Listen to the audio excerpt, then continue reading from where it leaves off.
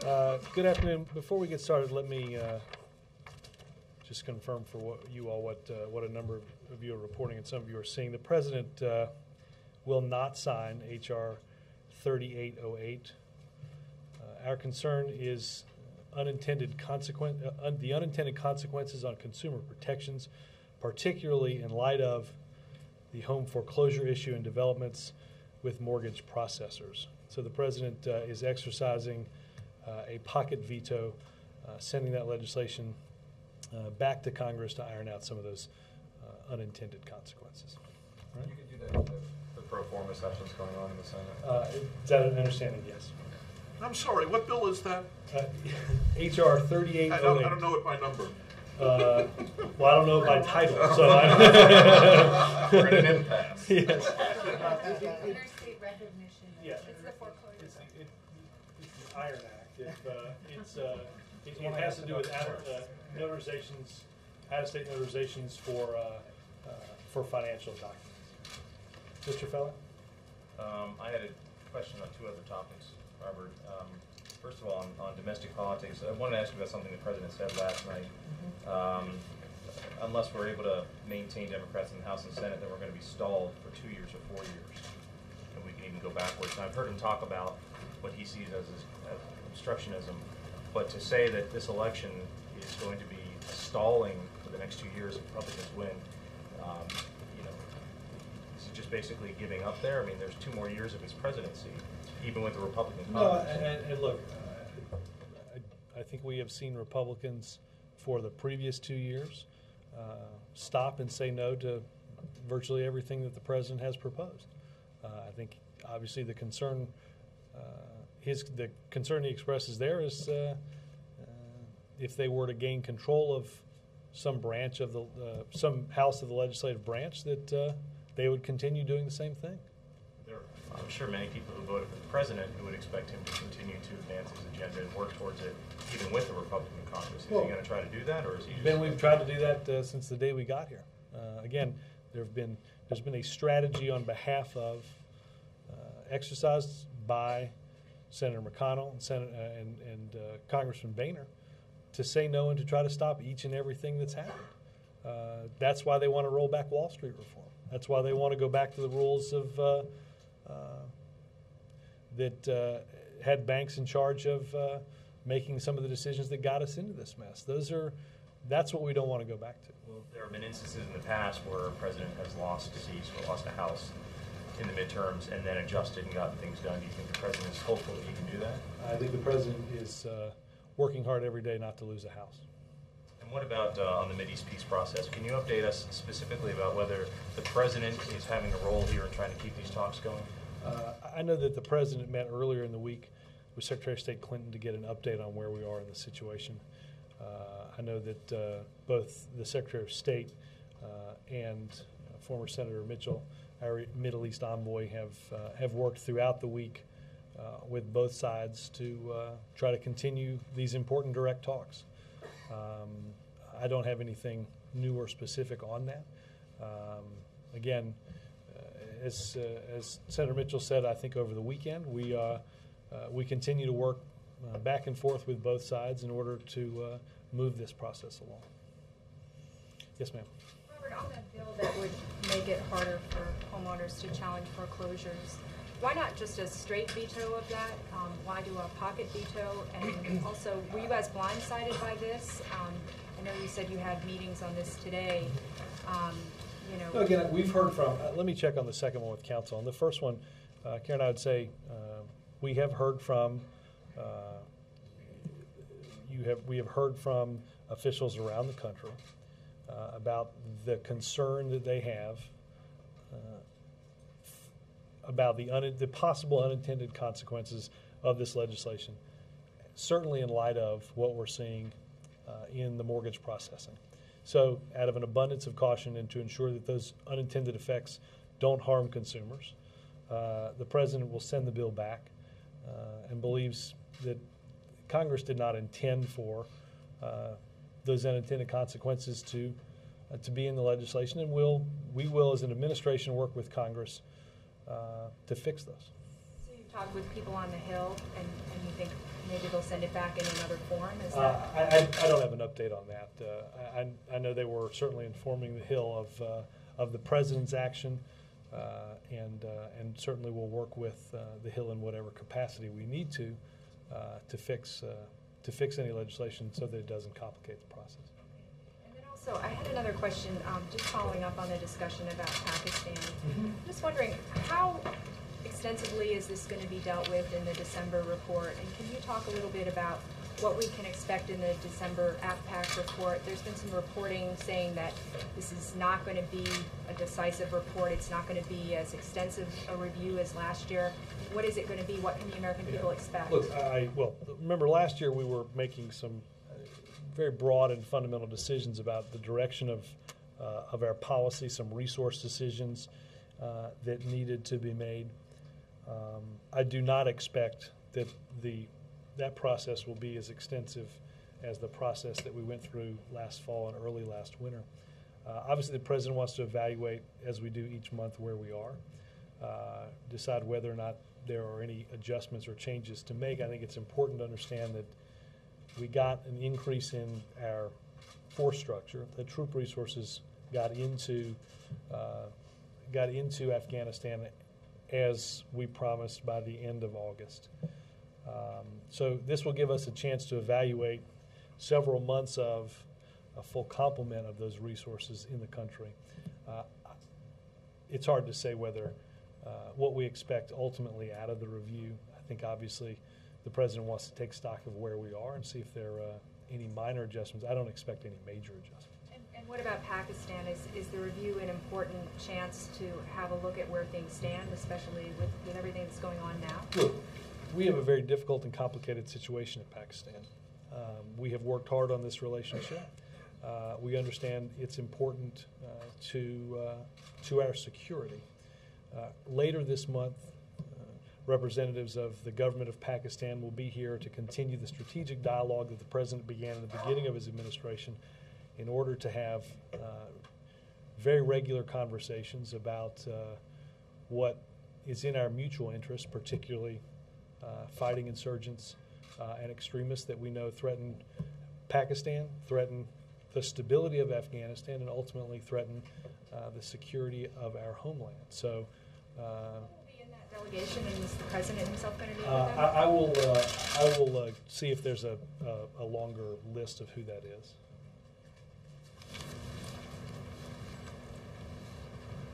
Yes, sir. Has the president called, or does the president intend to call Roy Halladay? I don't know.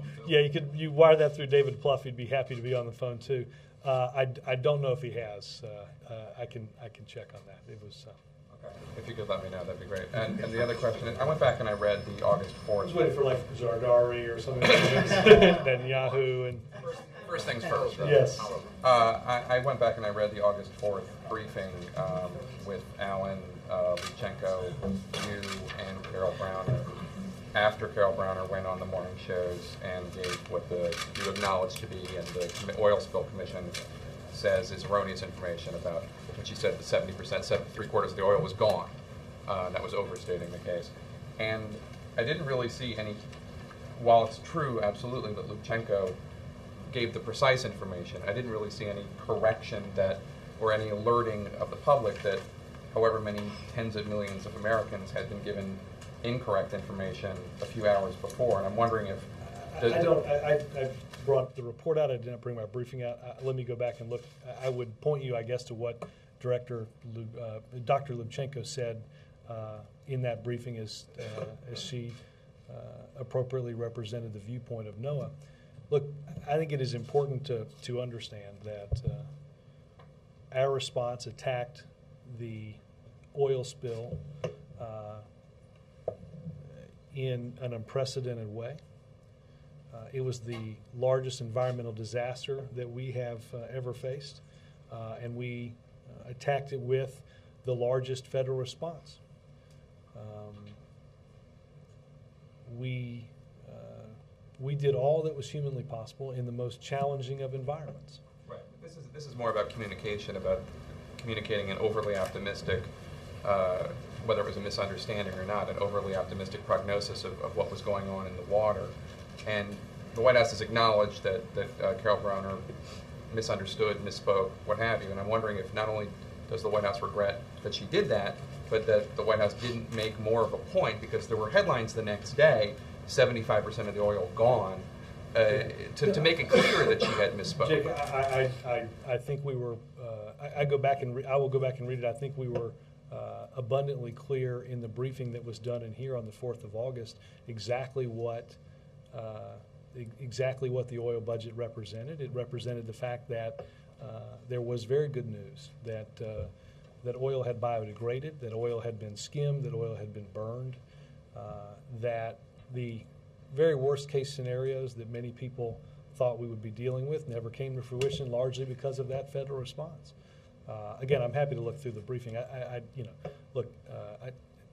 think it is fair to say that Carol probably did hundreds of hours of interviews and may have misspoke once, which is a pretty darn good track record, and one that we made sure was accurate, certainly just a few hours later. But should you have been more precise? Carol Browner gave information that was not, I forget the word that Jonathan used earlier, but not as nuanced as it should have been. Again, I would point you to the briefing. I think the briefing on the 4th was rather clear. Yes, ma'am. Who in OMB decided to withhold the information on the worst case scenario on the oil spill? And did somebody Well, in the White House know about this? No information was altered. No information was withheld. And nothing in the report had anything to do with the robust response. The report that NOAA sent over did not include, in its modeling, it's not a flow rate document, in its modeling, did not include any activity that was being done, as I just mentioned a minute ago, to mechanically recover, skim, to burn, to disperse, to boom oil from spreading along the coast and up the eastern seaboard, which we now know it didn't do. OMB is a regular part of a process that reviews government documents before they're released. NOAA, as we put out in the statement yesterday, understood that the analysis did not include that, went back and included that, and that report was released and is on the internet for anyone to read today. But did they know about the initial worst case scenario before they released that information? Did who know? Did NOAA or OMB know about the initial worst case? Well, again, the worst estimates case from scenario was being discussed on national television. In fact, on CNN at that very time, that our worst case scenario was 100,000 barrels of oil leaking a day. We know that wasn't happening. We know that the response was robust in ensuring that every step possible was taken to protect the coastline and prevent more damage from being done. Yes, sir. So you're saying that on page 10, when the report says staff was told that the Office of Management and Budget denied NOAA's request, you're saying that is simply false? Well, again, if you read the other two paragraphs, I guess I have it in front of me. There's a discussion about whether or not this is a flow rate document. This is not a flow rate document. This is basically a document that goes through the likelihood of shoreline impacts and assesses a series of 500 models for where that oil may or may not go. The report did not include any efforts that were being done or would be done over the course of, I think the modeling went 120 days, that none of the modeling took into account that things were being done to prevent the oil from spreading from the wellhead. So therefore, it wasn't an accurate representation of what the larger environment would have looked like. Okay, but so OMB did deny a request from NOAA, just not that OMB request. sent the report back to NOAA to include that in the 500 different modeling analysis that were done on shoreline impact.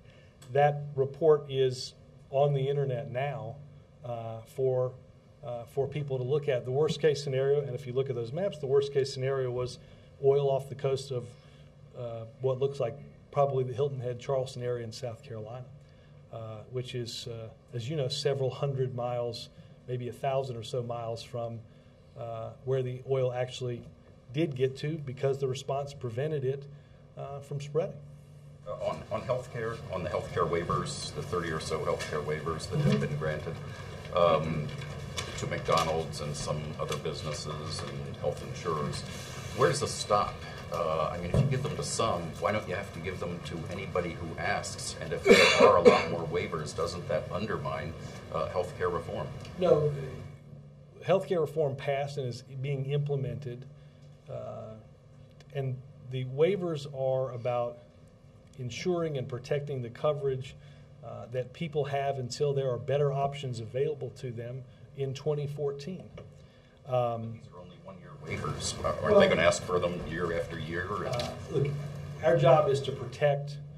A lot of these plans are called mini-med plans. They're very they're basic coverage below a number of what I think most people would consider kind of minimal standards. We want to ensure that in the time that it takes to implement the law and to give people better options, that they don't find themselves at the mercy of an insurance company jacking up their rates. And that's why those waivers were granted. But now that the dam has kind of broken, why would anybody not ask for a waiver? Anybody who feels that this law burdens them in any way is going to ask for a waiver. I don't think that's the case because that's not been the case thus far. Well, is that maybe that's because it hasn't been known that widely that the 30 have been granted? You're not worried that the dam is going to burst here? I'm not worried that the dam is going to burst. I think health insurance reform is going to provide far greater opportunity and far better coverage to millions of Americans to ensure that they get the right health care and the right care. And quickly, new CBS poll shows the president at 38% on approval handling of the economy. That's the lowest yet.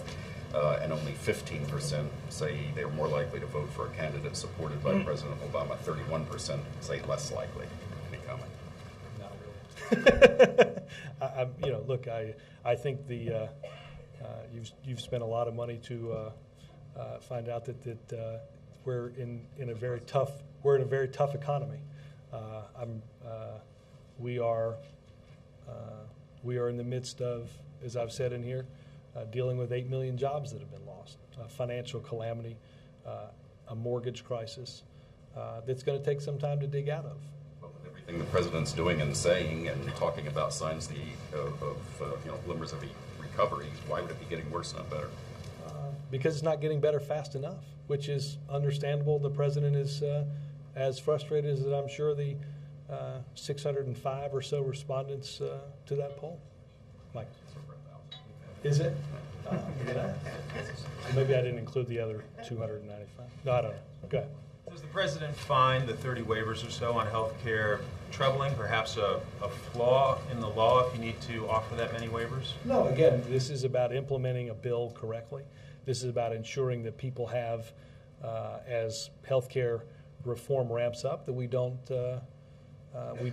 protect consumers and we don't put them at the mercy of health insurance companies. One of the waivers went to the United Federation of Teachers in New York. What about the criticism that this may be, returning a favor to a supporter? I've never heard that. I haven't seen anybody make that. Given the questions that were asked about our so-called relationship with business, I think that would be a charge that would be hard even for most to make. Savannah? You guys have been pushing back pretty hard on the findings in this report, and I guess I just wonder, isn't the whole point of this presidential commission to learn from mistakes? And you guys are pushing back insofar as the conclusions are damaging to you. No, let's be clear. These are staff working drafts. They stipulate on them. These are not necessarily the opinions of those on the commission. The president appointed a commission to ask some very tough questions. But I also think, Savannah, it doesn't help anybody in understanding the oil crisis if the if what's set out in the report doesn't actually match with what happened in reality. Well, you guys are fighting conclusions pretty hard. I take your point that it's a draft, but you know, it's the president himself who said he told Graham and Raleigh, don't wait, tell me now. Don't hold the results of your review for 6 months and then tell me when you find out. As you reported last night, the report says clearly, does not necessarily reflect the views either of the commission as a whole or of any of its members. But again, Savannah, I think the president appointed the commission and looks forward to the commission's final conclusions. But understand, Savannah, it doesn't do anybody any good to look into a situation and not have the full story. It doesn't. If the document that NOAA sent to OMB is not a flow rate document, there is nothing in it that talks about worst case, and there's nothing in it that computes a flow rate. Now, if you read the upper part of page 10, you'd come away with that feeling. That's why Dr. Lubchenco will send a letter today to the commission ensuring that they have an adequate understanding of what was happening in that process at that time. Well, given that, on the flip side, are you then concerned about the analysis that's going on a staff level? I mean, why would you have any confidence in the findings if it's garbage in, garbage out, if you think this report is so flawed?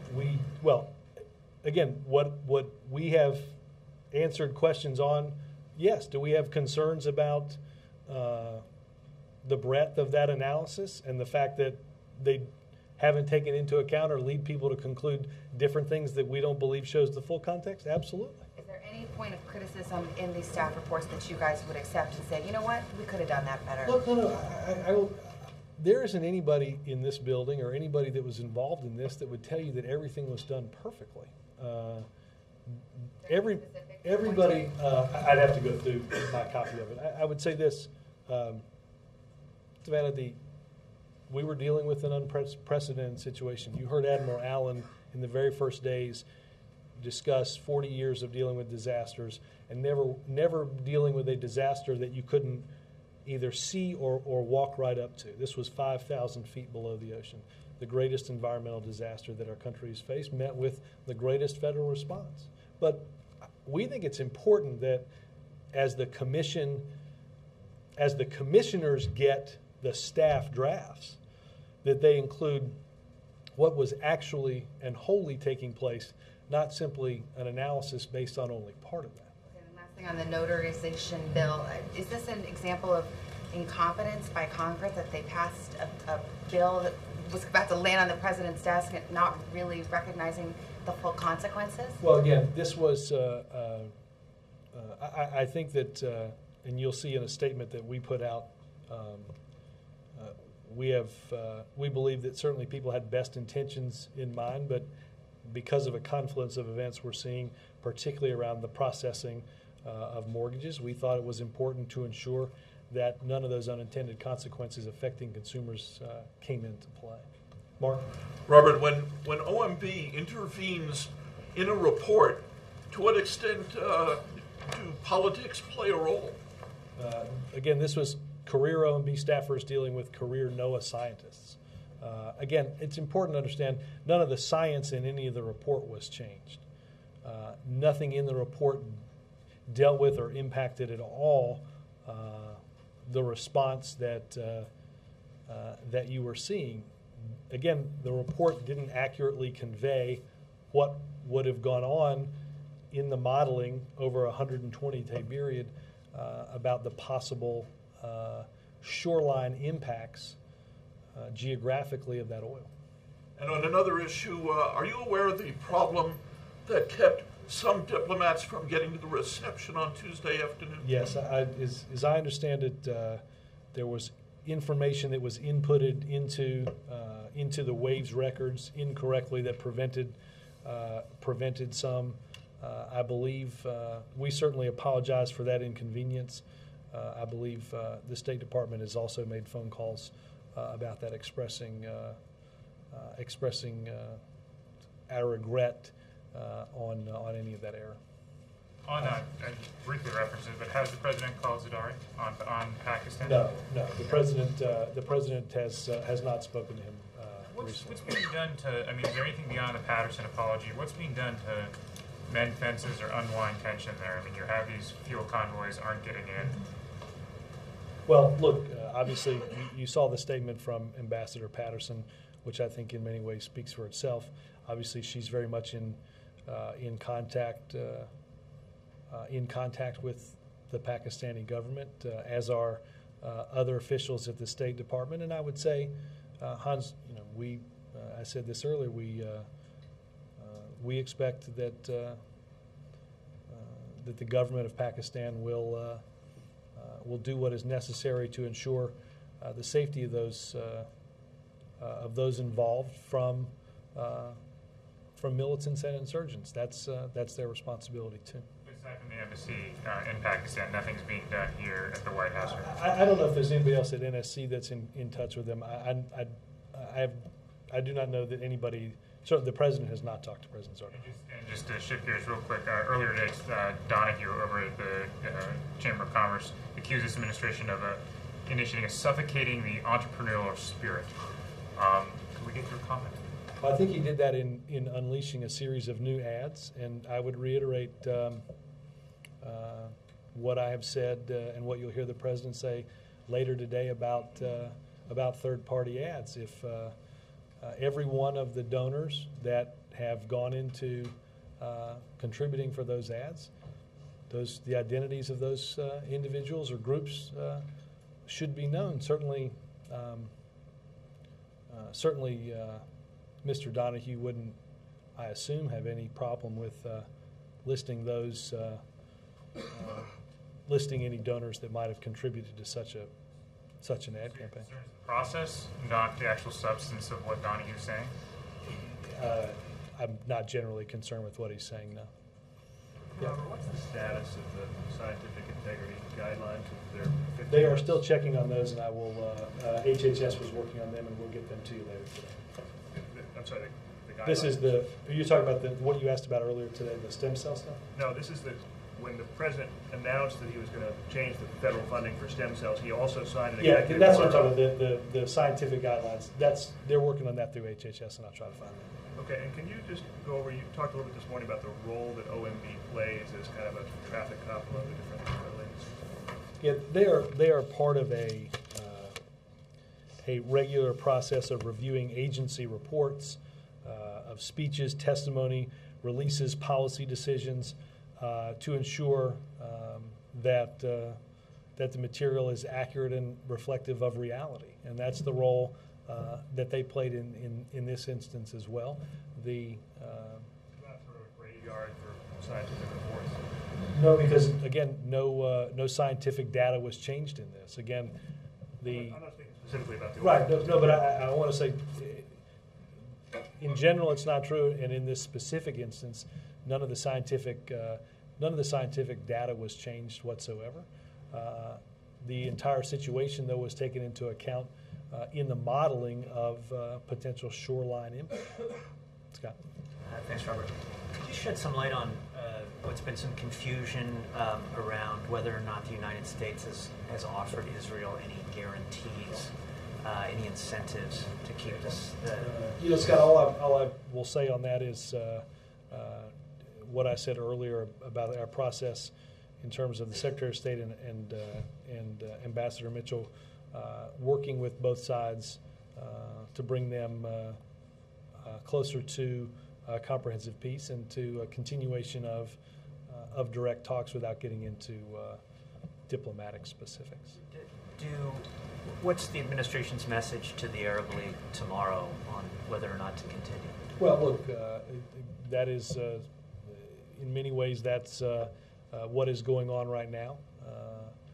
That is what former Senator Mitchell is working through, and we saw in their participation in Washington and ultimately in direct talks in the Middle East that there was a seriousness of purpose that we thought was productive and could lead us on a path to something that generations have been seeking, and we hope that we hope that even in the disappointment of decision on settlement moratoriums, that we can continue those direct talks, and we hope to do that. Robert, thank you. There's a large group of veterans who participate in Afghanistan and Iraq, and they're demonstrating today. They're asking that people with PTSD and traumatic brain injury not be sent back, and they're saying that this has contributed to quite a large amount of suicides in the military. Is the president aware of this? Is he communicating with them in any way? I don't know about the protests outside. Obviously, TBI, traumatic brain injury, PTSD, is something that the president worked on as a member of the Senate. Secretary Gates, Admiral Mullen have been working with veteran service organizations, along with General Shinseki, around the alarming and high rate of suicides, both in theater and back here. And it's an issue that we can and should take extraordinarily seriously. We know that combat in both of those theaters puts an enormous strain on individuals, and both those in combat and those coming back ought to have access to every benefit that they deserve and that they've earned. We, through the Recovery Act, increased the funding for the VA to historic levels.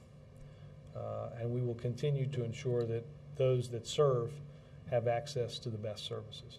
If a soldier says he or she does not feel fit to go back into combat, back into the battlefield, is there any sympathy for that soldier? Well, look, again, what I just said, obviously, that concern can and will be taken seriously. I would point you specifically to DOD about the operational procedure for how that might happen. Yes, sir. Thank you, Robert. The Washington Post reports that the Obama administration is trying to escalate the international pressure on China's currency. Is that true? Well, I think you have heard the Secretary of Treasury and the President and others in the administration discuss the need for China to take steps as it relates to its currency, that we are watching and evaluating the measures and the steps that they take. We understand Congress, before leaving the House, passed legislation relating to that, and expressed the same concern that the President and the Secretary of Treasury have. We continue to believe that China must take steps. So that legislation is helpful? I don't know the evaluation of the legislation. I think the legislation demonstrates that there is a bipartisan recognition and a recognition at both ends of Pennsylvania Avenue, the concern that we have for China's currency. Would the President sign such legislation? That would be part of the evaluation process, and I don't know the answer. So will the President discuss the issue with Secretary Geithner this afternoon for tomorrow's IMF? I have no doubt that when the President and Secretary Geithner get together, that will always be a topic of conversation. On the working documents of the National Commission, now that you're at a briefing where we can record your answers for use, one of the fundamental, well, we couldn't record you earlier. No, you can make copious and accurate notes and reflect them in.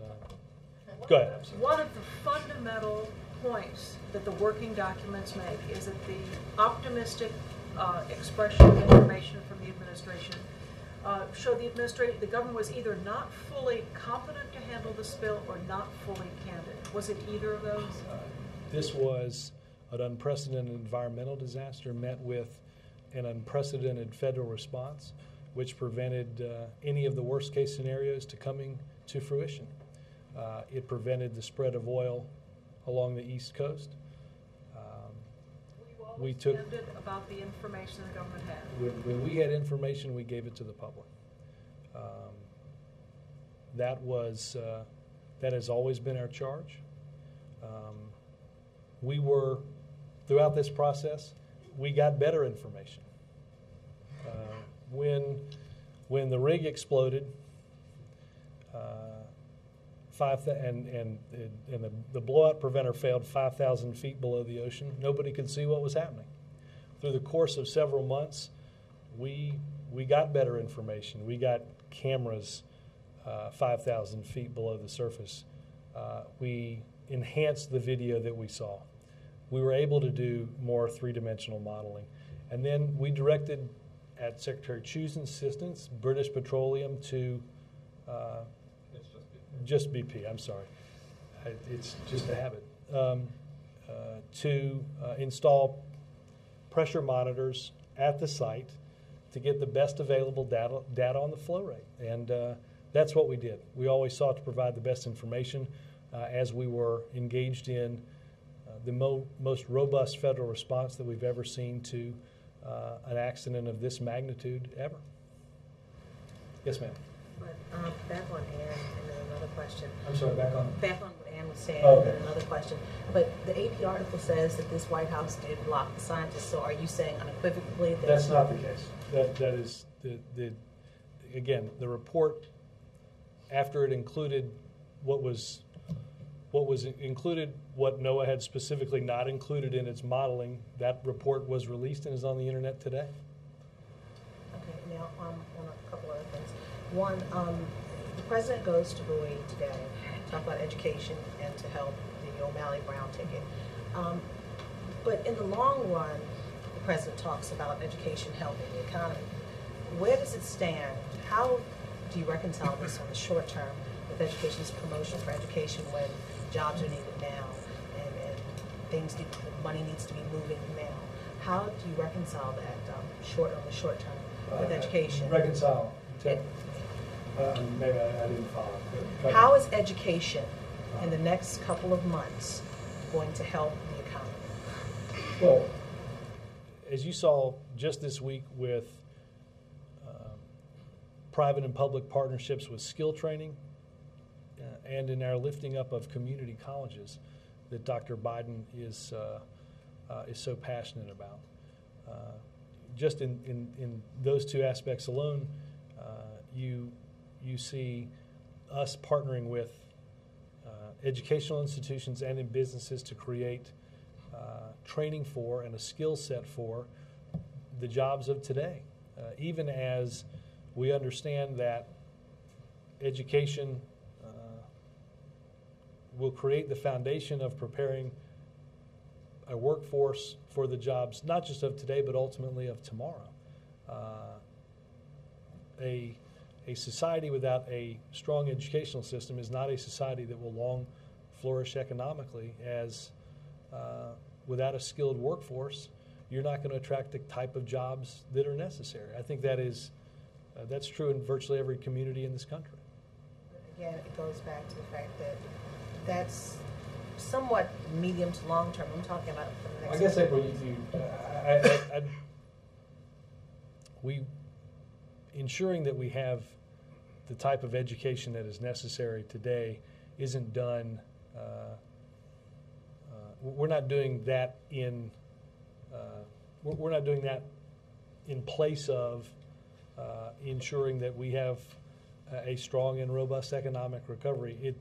If it ever becomes either or, we go back to the scenario I discussed a second ago, and that is you're not going to find a society that will flourish. And also, Elizabeth Warren delivered a presentation to the economic team of the president yesterday. Was this her first presentation to the president in her new role? I believe it was her first attendance at the President's Economic Daily Briefing. Was it a formal? You know, I have to say I'm almost always in there, and I was not in there yesterday, so I don't know the answer to that. Stephen? Back to the Afghan policy review. If this is not expected to produce major changes to the strategy, will the evaluations be used to start to make the decisions on how pronounced the beginning of the drawdown will be in July 2011? Let me get some better guidance from NSC on that, Stephen. I think that the President, again, receives a weekly update from commanders in Afghanistan and from our diplomatic corps in both Afghanistan and in Pakistan. there's monthly situation room updates, and obviously this is part of the review to ensure that we evaluate where we are, chart the progress that we're making, and identify places that we know we have to improve on. And I think it is likely that in each of those meetings and in each of those memos, there are some positive things that are happening and some things that we understand we have to change. That will be what's involved in the December review. Again, we will have a better chance of and a better way of looking at where we are several months after the full complement of additional troops are into Afghanistan. Yes, sir. Thank you, Robert. And back to the Middle East, if I may. It was reported today in Israel that Prime Minister Netanyahu asked President Obama to abide by the agreement between President Bush and Prime Minister Sharon in 2004. Essentially, it allows for the annexation of large settlement blocks as part of a final settlement between the Israelis and the Palestinians. Could you be able to tell us what's the position today of the White House on this agreement? Yeah, I have not seen that statement, so let me look at some of that reporting and see if there's anything that we can do. Bill. Robert, the President's going to Illinois today to help out in the Senate race there. Can you tell us what other Senate races are now on the schedule, President's schedule? I don't have, Bill, I don't have a schedule in front of me, but let me pull some of that information. I know later in the month we'll be out west. Obviously, earlier the President was in a couple weeks ago, within the past couple weeks in Connecticut. Yeah, I don't have it right in front of me, but I can catch it. On Delaware, Sarah Palin said this morning she is going to Delaware to campaign for Christine O'Donnell. Does the President have any plans to go to Delaware for Chris Coons? I know that I know the Vice President's been there, and but let me check on the schedule to see if the President will travel to Delaware.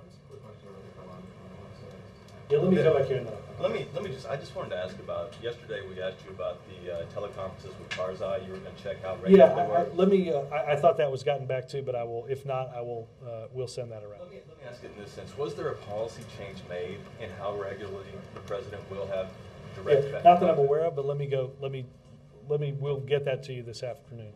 Yes, ma'am. The lame duck session, I had a question on the agenda. You said what you've been listing hasn't been all-inclusive. Are you also planning to promote legislation to discourage companies from shipping jobs overseas and paying for it with closing tax loopholes? Well, look, that's certainly been a priority of the President. It's been a priority of a number of members of Congress, and we would certainly love to see those loopholes closed and to ensure that we're not rewarding companies for moving jobs overseas. Absolutely. Yes, sir. And then I'll Thanks, Robert. Just returning back to politics, midterms here. As you know, the President's made a real push over the last few weeks to sort of reignite enthusiasm among young voters. So you had that rally in Madison, Wisconsin. On the 14th, he's having the MTV Town Hall. Can you talk a little bit about how important this demographic group is to Democrats in the midterm elections? Well, look, I think we saw young people get involved in big numbers in 2008. We saw people that had never been involved in these type of political campaigns before, registering to vote, exercising, not only exercising that right, but getting involved in actively participating in campaigns, which is good for our democracy. So always in an off-year election, you see a drop-off in terms of the types of participation that you normally see in a presidential year. We want to ensure that what's been referred to appropriately as the enthusiasm gap is closed, and certainly a number of national polls show that is indeed happening. And this is someplace I think the President has a real affinity for young people being involved in the political process and ensuring that what they have at stake, they have a chance to participate in this election. Yes, sir. As I'm sure you know, the judge ruled in the Ahmed Galani trial that one witness would not testify. That's the man who allegedly sold Galani the explosives used in the U.S. Embassy bombings. And a lot of critics of terrorists being tried or alleged terrorists being tried in civilian courts are seizing on this as an example of exactly why they should be prosecuted in military tribunals. I was wondering if this, what your response is, what the President thinks of this, and whether or not this does indeed, in the President's mind, underscore the need for some of these cases to go to military tribunals. Well, I will say, first and foremost, Jake, we were active participants in reforming a military commission system to allow that to be an important avenue in dealing with alleged terrorists. In this particular case, I believe, and I point you specifically to justice, it's a pending criminal matter that I don't want to wade deeply into because of it. I understand that they're certainly reviewing the order and making plans, I believe, to appeal what the judge issued yesterday. And we continue to believe that, as we saw in the case of Mr. Shahzad, that there is an appropriate avenue for these courts to play in dealing with, and in Mr. Shahzad's case, arresting, interrogating, getting valuable intelligence information, and ultimately locking him up for the rest of his life for his actions in Times Square. Kendra, will the President and First Lady be hitting the campaign trail together? And what does Segue. What do you think of? That was not a setup. That just happened to be fortunate luck. Let me answer the first part of your question by announcing that on Sunday, October 17th, the President and the First Lady will travel to Cleveland, Ohio. The President was scheduled to be there, to be in Columbus later that day. He will travel for a fundraiser for Governor Strickland, excuse me. They will then head to Columbus, Ohio, for the previously announced DNC rally. Sunday, I do not have a. It says Cleveland, Ohio. I don't know. I don't know exactly where. The city of Cleveland or the suburb. This is not my iPad map, so I don't. Did you have a second point? What do you make of West Virginia's lawsuit against the administration regarding the EPA's coal mining policies? Look, I don't have any information on that, but I'll use it. It says it's not appropriate to pocket veto. Will the President just veto it then? Has the Hill said that? We're just getting some kind of befuddled reaction from the Hill, so I'm just double checking. President has, my understanding from counsel, the President certainly has a constitutional ability to do that, and that's what he's exercising. Thank you.